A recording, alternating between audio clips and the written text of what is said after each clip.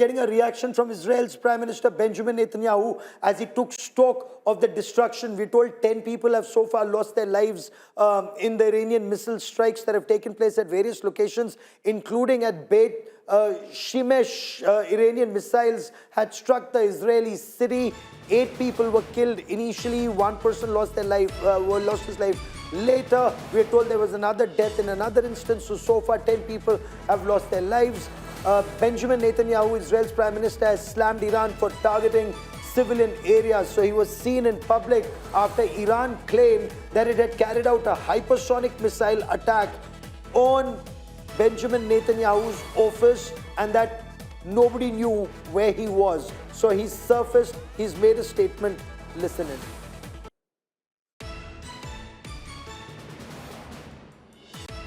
The tyrants of Tehran target civilians. We target the tyrants of Tehran to protect civilians. I've said for many years that they threaten not only Israel and not only America. They chant death to Israel, death to America. That's their ultimate target.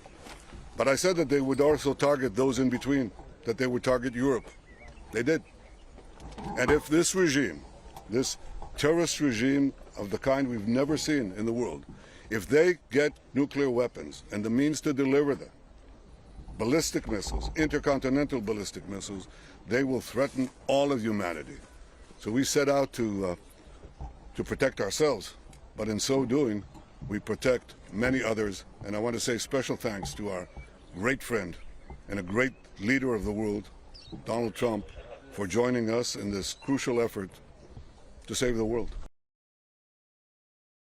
Sandeep, when you look at the intensity of operations that have been undertaken so far, considering Israel says it's fired 2,500 missiles and rockets into Iran, America Secretary of War Pete Hegseth gave details of 100 fighter jets taking off and wave after wave of airstrikes taking place, plus missile strikes, plus Tomahawk cruise missile strikes, from land, from sea, from air, and yet Iran continues to strike back. While this is just, these are very early days, but was Iran's capabilities underestimated? Were they underestimated? Or this is par for course?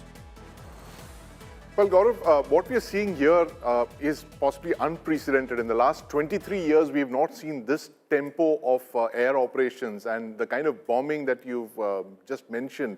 Over 1,000 fighter sorties every day. Iran has fired over 800 projectiles in a day.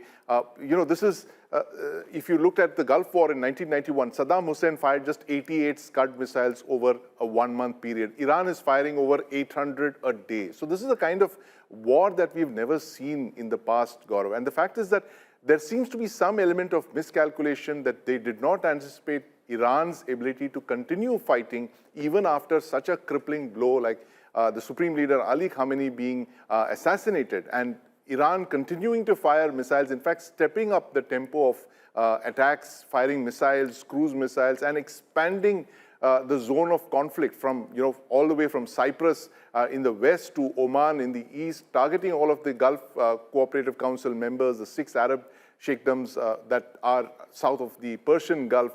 This is the kind of warfare that we've possibly never seen, Gaurav, and using the extensive amount of ballistic missiles, air power, all of this, and this points to a war that we've not seen, and possibly some miscalculations have been made, Gaurav. The fact that Iran's